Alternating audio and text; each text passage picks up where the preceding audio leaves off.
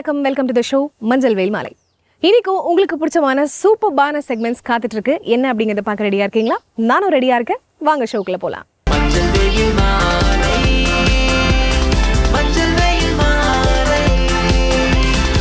நம்ம ஷோட first segment யோகாசனம்.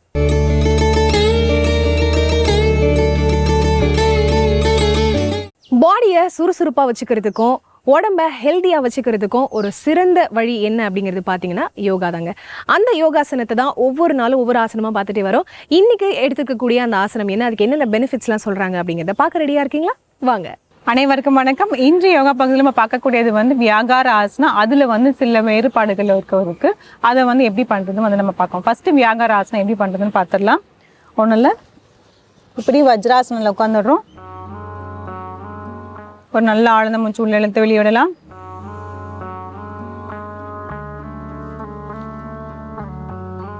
வியாகார ஆசனால இந்த மாதிரி வச்சுட்டு காலை இந்த மாதிரி மேலே இப்படி தூக்கணும், இல்லை மேலே பார்த்துட்டு இப்படி பெண்ட் பண்ணணும்.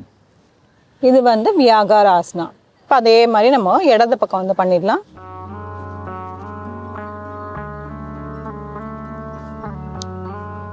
தளர்த்திக்கலாம். இதுலயே நிறைய வேறுபாடுகள் இருக்கு. இப்போ நம்ம பண்ண போறது ட்விஸ்டிங் பண்ற மாதிரி நம்ம பண்ண போறோம். அது எப்படி பண்றதுன்னு பார்ப்போம். அதுல சிம்பிளா ஃபர்ஸ்ட் பேசிக் எப்படி பண்ணணும்னு பார்க்குறோம். அதுக்கப்புறமேட்டு நம்ம வியாகார ஆசனால பண்ணிடலாம். இப்போ இதுல இந்த மாதிரி கால் இப்படியே வச்சுட்டு இப்போ வலது கையை கொண்டு இடது கை உள்ள வச்சுட்டு நம்மளோட தோள்பட்டையை ஃபர்ஸ்ட் கீழே வச்சுட்டு அதுக்கப்புறமேட்டு நம்ம தலையை கீழே வைக்க போறோம். இதான் அந்த ட்விஸ்டிங் பண்ற மாதிரி இருக்கும். நல்லா இப்படி எக்ஸ்டெண்ட் பண்ணி வச்சுட்டு இப்படி வைக்க போகிறோம். வச்சுட்டு கையை இப்படி மேல் நோக்கி தூக்க போகிறோம். 1 2 3 4 5 6 7 8 9 10. தளர்த்திக்கலாம். அதே மாதிரி இப்போ வலது பக்கம் பண்ணிடலாம். இடது கை எடுத்துட்டு வலது கை உள்ள விட்டுட்டு வைக்க போகிறோம். இது வைக்கும் போது கொஞ்சம் நல்லா பார்த்து வைக்கணும். இந்த தோள்பட்டை சரியாக வைக்கலன்னா ரொம்ப வலிக்க ஆரம்பிச்சிடும். அதனால் கை நல்லா இந்த மாதிரி எக்ஸ்டெண்ட் பண்ணி வச்சுட்டு அதுக்கப்புறம் தலையை கீழே வைக்கணும். 1 2 3 4 5 6 7 8 9 10. தளர்த்திக்கலாம்.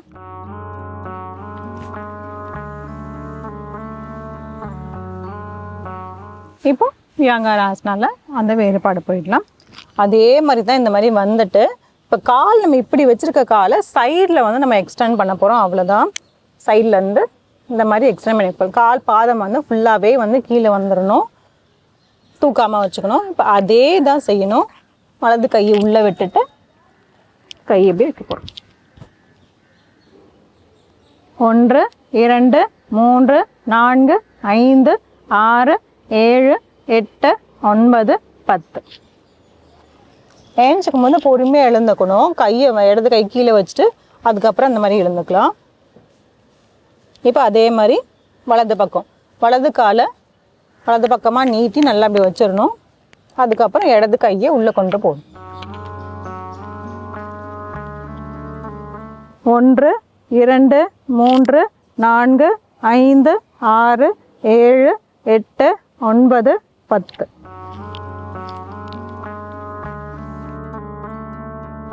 தளர்த்திக்கலாம்.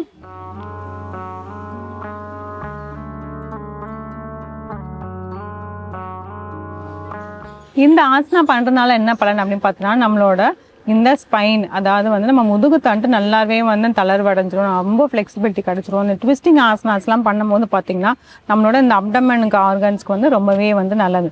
இதில் இதே மாதிரி தான் ஒரு பேசிக்லேருந்து அடுத்த ஒரு லெவலுக்கு ஒரு வேரியேஷன்ஸாக வச்சு நம்ம அந்த மாதிரி பண்ண பார்த்தீங்கன்னா அதோட பலன்கள் நமக்கு என்ன நம்ம ஜாஸ்தியாக வரும். ஸோ இந்த பயிற்சி முயற்சி செஞ்சு பாருங்கள். மீண்டும் அடுத்த பகுதியில் சந்திக்கலாம்.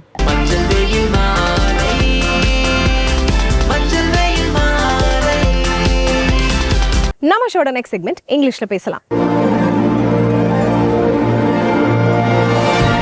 வேர்ல்ட் வைடு நிறைய லாங்குவேஜஸ் இருக்குங்க. அதில் ரொம்ப ரொம்ப முக்கியமான லாங்குவேஜ் இங்கிலீஷ் தான். இந்த இங்கிலீஷ் தெரிஞ்சிருந்தா உலகம் ஃபுல்லாக எங்கே வேணால் நம்மளால் போய் வாழ முடியும். ஸோ அந்த இங்கிலீஷை இவங்க எவ்வளோ ஈஸியாக சொல்லி கொடுக்குறாங்க அப்படிங்கிறத நான் பார்க்க ரெடியாக இருக்கேன். நீங்களும் ரெடியாக இருக்கீங்களா? வாங்க போகலாம். ஹலோ ஃப்ரெண்ட்ஸ், இன்னைக்கு நம்ம இங்கிலீஷ்ல பேசலாங்கிற நிகழ்ச்சியில புதுசா என்ன பார்க்க போறோம், ஆல்ரெடி என்ன பார்த்துட்டு இருந்தோம் அப்படிங்கிற ஒரு சின்ன நினைவூட்டலோட இன்னைக்கான கிளாஸ் ஸ்டார்ட் பண்ணிடலாம். ஸோ நம்ம எதை பத்தி பார்த்துக்கிட்டு இருக்கோம், காலங்கள் அப்படிங்கிற விஷயம் இல்லையா. ஸோ காலங்கள் அப்படிங்கும் போது டென்சஸ் அப்படின்னு சொல்லுவாங்க. ஸோ நம்ம கிட்ட ஒரு 12 கைண்ட்ஸ் ஆஃப் டென்சஸ் இருக்கு. ஒவ்வொரு டென்ஸும் என்ன பண்ணிட்டு இருக்கு, ஒவ்வொரு விஷயத்த நமக்கு ஒரு கிளாரிட்டியா கொடுத்துக்கிட்டே இருக்கு. நிகழ்காலத்துல எப்படி பேசலாம், இருந்த காலத்துல எப்படி பேசலாம், இல்ல எதிர்காலத்துல எப்படி பேசலாம் அப்படிங்கிற மாதிரி ப்ரெசென்ட் பாஸ்ட் ஃபியூச்சர். இந்த ப்ரெசென்ட் பாஸ்ட் ஃபியூச்சரையுமே கண்டினியூஸ்ல பேசக்கூடியது, பெர்ஃபெக்ஷன்ல பேசக்கூடியது, இந்த மாதிரியெல்லாம் நிறைய இருக்கு இல்லையா. ஸோ ஒவ்வொரு கைண்ட் ஆஃப் டென்ஸுமே ஒவ்வொரு விஷயத்த நமக்கு சொல்லிக்கிட்டே இருக்கு. ஸோ எதுக்கு நமக்கு ஆப்போசிட்ல இருக்கவங்க என்ன பேசுனாங்களோ அதுக்கான அப்ராப்ரியேட் ஆன்சர்ஸ் கொடுக்கணும். அதுதான் நம்மளுடைய பெரிய டார்கெட் இல்லையா. அதுக்கு நம்ம எப்படியெல்லாம் கொடுக்கலாங்கிறது தான். ஸோ இதுலயே நம்ம என்ன பண்ணிட்டு இருக்கோம், ஒவ்வொரு டென்ஸா நம்ம ஃபாலோ பண்ணதுல இன்னைக்கு எக்ஸ்க்ளூசிவான டென்ஸ் இது ஒரு கண்டினியூஸா பேஸ் பண்ணி நிகழ்காலத்துல கண்டினியூஸ் நடந்துகிட்டு இருக்க விஷயத்த எப்படி பேசலாம் அப்படிங்கிறது தான். ஸோ இது எல்லாத்துக்குமே ஆப்வியஸா நமக்கு யார் வேணும், ஆக்ஷன் வேர்ப்ஸ் அப்படிங்கிறவங்க வேணும். ஏன்னா ஆக்ஷன் தான் என்ன பண்ண போறாரு, சென்டென்ஸ் வந்து ஹைலைட் பண்ணி காட்ட போறாரு இல்லையா. ஸோ அவர் தான் அந்த வாக்கியம் வந்து எப்படி என்ன பண்ணிக்கிட்டு இருக்கு அப்படிங்கிறத சொல்ல போறாங்க. ஸோ ஒவ்வொன்றுத்துக்கும் ஒரு ரூல் வரும்போது அந்த ரூலோடைய பெர்ஸ்பெக்டிவ்க்கு ஏற்ற மாதிரி என்ன பண்ணுவோம், சென்டென்சஸை ஃப்ரேம் பண்ணுவோம். அதன் அடிப்படையில் இன்னைக்கான ரூல் என்ன, இன்னைக்கான டென்ஸ் என்ன, ஸோ அதை எப்படி எழுதலாம்னு சொல்லி தருவாங்க.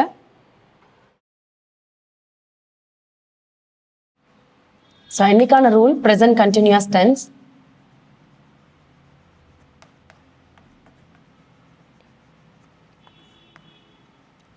So verb form V1, V2, V3, V1 plus ing. அதாவது present, past, past participle அப்படிங்கிறது தான். ஸோ இன்னைக்கான verb என்ன அப்படின்னா study. ஸ்டடினா படிக்கிறது, படி இல்லைன்னா படிக்க. ஸோ V2 and V3க்கு studied.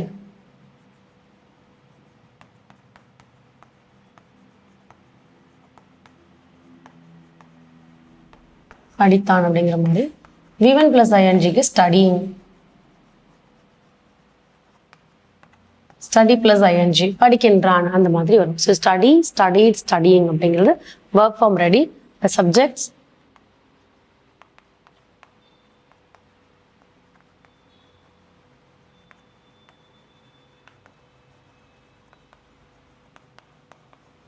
ஸோ இவங்க எல்லாமே நமக்கு சப்ஜெக்ட்ஸ்ல இருக்காங்க. இப்போ ரூல், யாருடைய ரூல் எழுத போகிறோம், ப்ரெசன்ட் கண்டினியூஸோட rule. Subject plus is, am, are plus V1 plus ing. So இதுதான் நமக்கு என்ன வரும், கரெக்டான ஒரு ஃபார்மேஷன் ஆஃப் verb. ஸோ இந்த இடத்துல plus followed by object. So நமக்கு ரூல் ரெடி. தென் என்ன சப்ஜெக்ட்ஸ் கூட யார் யார் ஃப்ரேம் பண்ணுவாங்க அப்படின்னு. ஃபார் எக்ஸாம்பிள் ஐனா ஆம் சூட் ஆவாங்க. விங்கிறது நாம் இல்லையா, இருவர், ஆர். யூக்கு ஆர். ஹீ வந்து இஸ். ஷீக்கும் இஸ். இட்டும் இஸ் தான். தேக்கு வந்து ஆர். இது எல்லாமே ப்ரெசென்ட்ல எழுதுறதால எஸ் அண்ட் ஆர் வரும். இதே பாஸ்ட்ல வரும்போது வாஸ் அண்ட் வேர் வரும். ஸோ நமக்கு யார் யார் சூட் ஆகான்னு பார்த்தாச்சு. இப்போ எக்ஸாம்பிள் எழுதலாம். ஸோ சப்ஜெக்ட் அப்படிங்கிறதுல தே அப்படின்றத எடுக்கிறேன். ஸோ தேனா are. They are V1 plus ing studying. Studying என்ன படிச்சுட்டு இருக்காங்க அப்படிங்கிறது தான். They are studying for their exams. அவர்களுடைய எக்ஸாம்ஸ்க்கு படிச்சுட்டு இருக்காங்க. So they are studying for their exams அப்படிங்கிறது இருக்கு. ஸோ இதை எப்படி எழுதலைன்னா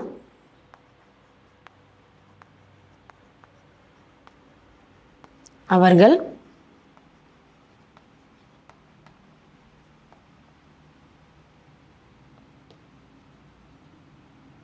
தேர்வுகளுக்கு, ஏன் தேர்வுகளுக்குன்னு கொடுக்கணும், எக்ஸாம்ஸ் அப்படிங்கிறதுனால தேர்வுகளுக்கு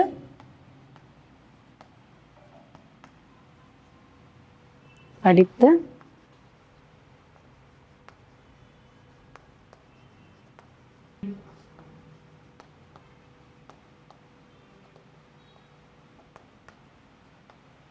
படித்து கொண்டிருக்கிறார்கள். ஸோ அவர்கள் என்ன பண்றாங்க, எக்ஸாம்ஸ்க்கு படிச்சுட்டு இருக்காங்க, தேர்வுகளுக்கு படித்துட்டு இருக்காங்கன்னும் போது அதை எப்படி படிக்கலாம் அப்படிங்கிறது இருக்கு இல்லையா. ஸோ அதனால இதுல தேர் அப்படிங்கிறது இருக்கு. தேங்கிறது சப்ஜெக்ட்ல வரும், தேர் அப்படிங்கிறது இன்டைரக்ட் ஆப்ஜெக்ட்ல வரும். ஓகேங்களா. ஸோ ரெண்டுத்துக்குமே அவர்கள் அப்படிங்கிறதான் மீன் பண்றது. ஸோ அதனால நம்ம என்ன பண்ணணும், சேர்த்து அவர்கள் தேர்வுகளுக்கு படித்து கொண்டிருக்கிறார்கள் அப்படின்னு நம்ம சொல்லிட்டு இருக்கோம். ஸோ இது வந்து நமக்கு ஆக்சுவலாக பார்த்தீங்கன்னா ஒரு கண்டினியூஸ் ஃபார்மேஷன்ல தான் இருக்கு. இந்த கண்டினியூஸ் ஃபார்மேஷன் நம்ம பாசிட்டிவ்ல ஃப்ரேம் பண்ணியிருக்கோம். இப்போ நம்ம ப்ராக்டிசிங் எல்லாமே பாசிட்டிவ் சென்டென்சஸ் தான். அதுக்கப்புறம் தான் ஃபாலோயிங்ல வந்து நெகட்டிவ் சென்டென்சஸ் அப்படிங்கிறது வரும். ஸோ நெகட்டிவ் அப்படின்னு வரும்போது பார்த்தீங்கன்னா அது உங்களுக்கு இன்னும் கொஞ்சம் படிச்சுட்டு இல்லையா அவங்க அப்படிங்கிற மாதிரி. இப்போ அவங்க என்ன பண்றாங்க அப்படின்னு கேட்டிங்கன்னா அவங்க படிச்சுட்டு இருக்காங்க அப்படின்னு காட்டக்கூடியது. அதனால தான் நம்ம இங்கே பாசிட்டிவ்ல ஃப்ரேம் பண்ணியிருக்கோம். நெகட்டிவ் வரும்போது அதோடைய பெர்ஸ்பெக்டிவ்க்கு ஏற்ற மாதிரி அந்த பதில்களை நம்ம கொடுப்போம். சரிங்களா. ஸோ இப்போ அதே மாதிரி வேர்ப் ஃபார்ம் எடுக்கிறீங்க, ஸ்டடீடு ஐஇடி அப்படிங்கிறது இருக்கு. அது எதுக்கு பதிலாக அப்படின்னா நமக்கு எங்க வை வருதோ, ஸோ வை எங்க பிளேஸ் ஆகுதோ அந்த இடத்துல which remove that. So Y வந்து ஃபர்ஸ்ட் ஃபார்ம்ல பிளேஸ் ஆகும்போது, ப்ரெசென்ட்ல பிளேஸ் ஆகும்போது, பாஸ்ட்ல வரும்போது ஐஇடி நம்ம அப்படிங்கிறத மாத்திடுவோம். சரிங்களா. ஸோ வைக்கு பதில் ஐஇடி செய்யணும். அதுதான் ஸ்டடிக்கு வை இருக்கு. ஸோ ஐஇடி அப்படிங்கிறத V2 and V3 ஃபார்ம்ல சேர்க்கணும். சில இதில் இடி சேர்ப்போம். ஸோ கிளைம்ப் அப்படின்னு இருக்கலாம், கிளைம்டு அப்படின்னு சேர்ப்போம். ஸோ அந்த மாதிரி ஒவ்வொன்றத்துல ஏடி வரும், ஒவ்வொன்றத்துல வந்து நமக்கு என்ன வரும், ஐஏடி அப்படிங்கிறது வரும். ஏன்னா ஒய்ங்கிறது வந்து விச் இஸ் டு பி ஒரு ரேர் வவல்ல வரக்கூடியதுனால நம்ம அதுக்கு பதிலாக ஐஏடி அப்படிங்கிறத பிளேஸ் பண்ணுறோம். சரிங்களா. ஸோ இன்னைக்கான வேர்ப் ஃபார்ம், இன்னைக்கான ரூல் பேஸ் பண்ணி நம்ம சென்டென்ஸ் ஃப்ரேம் பண்ணியிருக்கோம். ஸோ நீங்களும் இதை வச்சுட்டு ஒரு 5 to 10 சென்டென்ஸ் ஹோம்ஒர்க் பண்ணுங்க. அடுத்த கிளாஸ்ல அடுத்த இன்ட்ரெஸ்டிங்கான சென்டென்ஸோட உங்களை மீட் பண்றேன். தேங்க்யூ.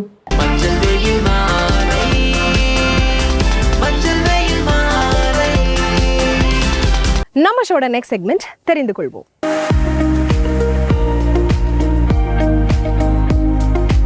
இந்த தெரிந்து கொள்வோம் செக்மெண்ட்ல ஒவ்வொரு நாளும் நம்மளுக்கு தெரியாத நிறைய விஷயங்களை இவர் சொல்லி கொடுத்துட்டு இருக்காரு. இன்னைக்கு இவர் சொல்ல போற விஷயம் என்ன அப்படிங்கறத பார்க்க ரெடியா இருக்கீங்களா? வாங்க. வசந்த் டிவி ரசிகர்கள் வணக்கம். இன்னைக்கும் நம்மளுடைய தெரிந்து கொள்வோம் நிகழ்ச்சியில தெரியாத பல விஷயங்களை தெரிஞ்சுக்க போறோம். டைனோசர்ஸ் எல்லாம் உண்மையிலேயே இருந்துச்சாப்பா அப்படின்னு கேட்டா இருந்திருக்கும்பா. ஏன்னா அப்படி இல்லைன்னா நமக்கு எப்படி அந்த ஸ்கெல்டன் எல்லாம் கிடைச்சிருக்கும், அவ்வளவு பெரிய உருவத்துல நம்ம பார்த்திருப்போம். மனிதனுடைய கற்பனை என்னதான் பெருசா இருந்தாலும் அட்லீஸ்ட் இதுல இருந்து ஒரு சின்ன சின்ன ரெஃபரன்ஸ் எல்லாம் வேணுமேப்பா அப்படின்னு சொல்லுவோம்ல. ஆனா டைனோசருடைய டிஎன்ஏ வழியா வந்த ஒரு விலங்கு அப்படின்னு சொல்லணும்னா அதுல நம்ம நிறைய சொல்லிட்டே போலாம். ரைனோசர்ஸ் டைனோசர்ல இருந்து தான் வந்துச்சு அப்படின்லாம் சொல்லுவாங்க. அதுவே பறவைகள் பார்த்தோம்னா பெரும்பாலுமான பறவைகளுடைய ஸ்பீஷியஸை பார்க்கும்போது எல்லாமே ஒருவேளை டைனோசர் வகையில இருந்தா வந்துச்சா அப்படின்ற மாதிரி ஒரு தாட் ப்ராசஸ் இருக்கு. ஏன்னா அப்போ எல்லா டைனோசர்ஸ்க்குமே விங்ஸ் இருந்துச்சு அப்படின்னு சொல்றாங்க. அது சைஸ்ல சின்னதா இருக்கக்கூடிய நிறைய ஸ்பீஷியஸ்க்கு விங்ஸ் எல்லாம் இருந்திருக்கு. இப்போ நம்மளுடைய உயிரினங்கள் எப்படி இருக்கோ, தரையில வாழக்கூடியது, பறக்கக்கூடியது, தண்ணியில இருக்கக்கூடியது அப்படின்னா அப்போ அதே மாதிரியான டைனோசர்ஸ் அப்பவும் இருந்திருக்கு. ஆனா பெரும்பாலும் பறவைகளை பார்க்கும்போது டைனோசர்ஸ் கிட்ட இருந்து வந்த டிஎன்ஏ தான் ஸ்பிளிட் ஆகி இப்போ பறவைகளா இருக்கு அப்படின்ற மாதிரியும் சொல்றாங்க. அதை ப்ரூவ் பண்ணவும் இப்போ சயின்டிஸ்ட் முயற்சி பண்ணிட்டு இருக்காங்க. அடர்ந்த காடுகள்லாம் நடந்து போனீங்கன்னா உங்களுக்கு எல்லா பக்கமும் கொஞ்சம் மாய்ஸ்சரா இருக்கிற மாதிரி இருக்கும். அங்க நல்ல வெயில் அடிக்கும், ஆனா அந்த இடங்கள்ல மட்டும் கிட்டத்தட்ட கொஞ்சம் மழை பெஞ்சு நின்ன மாதிரி ஒரு ஃபீல் இருக்கும். கொஞ்சம் பிரீஸியா இருக்கும், சில்லுன்னு காத்து இருக்கும். இதுக்கு என்ன காரணமா இருக்கும் அப்படின்னு யோசிச்சா அதுதான் பயோட்டிக் பம்ப் தியரி அப்படின்னு சொல்றாங்க. இது என்ன பண்ணும்னா எங்கெங்கெல்லாம் சாயில்ல ஈரப்பதம் இருக்கோ அது எல்லாத்தையும் அப்படியே உறிஞ்சு ரெடியா தக்க வச்சுக்குமா. எப்போ உஷ்ணம் ரொம்ப அதிகமா இருக்கோ அப்போ தனக்குத்தானே அந்த வெப்பத்தை கண்ட்ரோல் பண்ற லெவலுக்கு அது ஸ்ப்ரே பண்றதோ இல்ல அதோடைய இலைக்கு மட்டும் தேவையான தண்ணியை கொடுக்கறதோ அப்படின்ற மாதிரி முடிஞ்ச அளவுக்கு அந்த பிளான்ட்லாம் தன்னைத்தானே பார்த்துக்குமா. இப்படி ஒரு சில பிளான்ட் இங்க பண்ணாலும் ஃபாரஸ்ட்ல இருக்கக்கூடியது எல்லாமே கம்யூனிகேட் பண்ணி அது ஒரு கம்யூனிட்டியாவே இதை கிரியேட் பண்ணுது. அதனாலதான் டீப் ஃபாரஸ்ட்லாம் நம்ம நடந்து போகும்போது என்னதான் வெயில் அடிச்சாலும் கொஞ்சம் பிரீஸியா இருக்கிற மாதிரி ஃபீல் வரும். மனிதர்களுக்கு தான் ஞாபக சக்தி அதிகம் அப்படின்னு நம்ம சொல்லுவோம், நினைச்சுக்கிட்டு இருப்போம். ஆனா இதை விட அதிகமா ஒரு இருக்குப்பா அப்படின்னு கேட்டா அதான் யானைக்கான மெமரி பவர் அப்படின்னு சொல்லலாம். தெர்மல் லோப் இது எல்லா உயிரினங்களுக்கும் இருக்கும். குறிப்பா மனிதர்களை விட இந்த தெர்மல் லோப் யானைகளுக்கு ரொம்ப அதிகமா இருக்கு அப்படின்னு சொல்றாங்க. அப்படின்னா யானைக்கு ஏதாவது ஒரு இன்சிடென்ட் நடந்துச்சு அப்படின்னா அதால மறக்கவே முடியாது, அது கண்டிப்பா ஞாபகம் வச்சிருக்கும். இப்படி நீங்க நிறைய இன்சிடென்ட்டை யோசிச்சு பார்க்கலாம். நிறைய இன்சிடென்ட்னா பேபி எலிஃபென்ட்ல இருந்து பெரிய எலிஃபென்ட் வரைக்கும் என்னென்னலாம் நடந்துச்சு, காட்டு யானை வந்து நிறைய சேதப்படுத்தினது, யாராவது ஒருத்தங்க அந்த யானைக்கு உதவி பண்ணியிருப்பாங்க, அந்த உதவியை மறக்காம மறுபடியும் மறுபடியும் அவங்களுடைய வீட்டுக்கு வருது, இப்படி எல்லாத்தையும் பண்ணுதுன்னா அதுக்கு காரணம் அதோடைய தெர்மல் லோப் ரொம்ப பெருசா இருக்கிறதுனால மட்டும்தான். கம்பேரிட்டிவ்லி பார்க்கும்போது ஹியூமனை விட யானைகளுக்கு ரொம்ப அதிகமாகவே ஞாபகப்படுத்தக்கூடிய சக்தி இருக்கு. இப்போ நமக்கெல்லாம் அங்கே இருக்கக்கூடிய லோப் ஒவ்வொன்றும் ஒவ்வொரு வேலையை பார்க்கும். நம்மளுடைய லாங்குவேஜை ப்ராசஸ் பண்ணுறது, வேர்ட்ஸை கரெக்டாக ப்ரொனவுன்ஸ் பண்ணுறது, இப்படி நிறைய பண்ணும். ஆனால் யானைகளுக்கு எல்லாத்த விட இது ரொம்ப பெருசாக இருக்கிறதுனால அதால் எல்லா விஷயங்களையுமே ஞாபகம் வச்சுக்க முடியும். சுறா கிட்ட இருந்து ஒரு குரூப் ஆஃப் பீப்புளை டால்ஃபின் காப்பாத்துச்சு. இந்த மாதிரியான செய்திகள்லாம் நீங்க படிச்சிருப்பீங்க. சின்ன குழந்தையிலேருந்து பெரியவங்க வரைக்கும் எந்த ஹியூமனா இருந்தாலும் டால்ஃபின் முடிஞ்ச அளவுக்கு அவங்கள காப்பாற்ற தான் ட்ரை பண்ணும். இந்த மாதிரி நமக்கு படங்கள்லையுமே ரெஃபரன்ஸ் எடுத்து நிறையா பண்ணியிருப்பாங்க. அது ஃபேண்டசி படமாக நம்ம பார்த்துருப்போம். ஆனால் உண்மையிலுமே இந்த டால்ஃபின் எல்லாத்துக்குமே எம்பத்தி ரொம்ப அதிகமாக இருக்குது. அதால் எல்லாத்தையுமே உணர முடியும். இப்போ ஹியூமன் ஒரு வேளை டேஞ்சரில் இருக்காங்க அப்படின்னா அவங்களுக்கு ஹெல்ப் பண்ணணும் அப்படின்ற ஒரு விஷயம் ஒன்றும் இப்போ வந்தது கிடையாது. ஏன்ஷியன் கிரீஸ்ல இருந்தே இது நடந்துக்கிட்டு தான் இருக்குது அப்படின்னு சொல்கிறாங்க.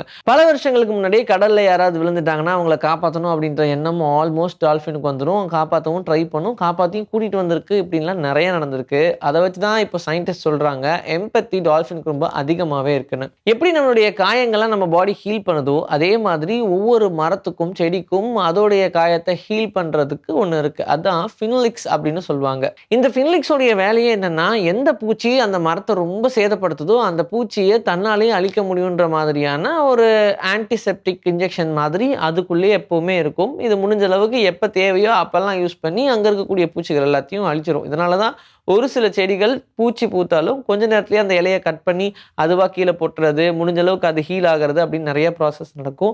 இது தனக்கு மட்டும் இல்லாமல் வேற எதுக்காவது இருந்தால் கூட அது ஹெல்ப் பண்ணுறதுக்கான கெப்பாசிட்டி ஒரு சில மரம் செடி கொடிகளுக்கு இருக்குது அப்படின்னு சொல்கிறாங்க. இன்னைக்கு நம்மளுடைய தெரிந்து கொள்வோம் நிகழ்ச்சியில் தெரியாத பல விஷயங்கள் தெரிஞ்சுக்கிட்டோம். இதே மாதிரி சூப்பரான கண்டென்ட்டோட உங்களை நான் வந்து சந்திக்கிறேன். This is bye from Vijay Sri. Take care.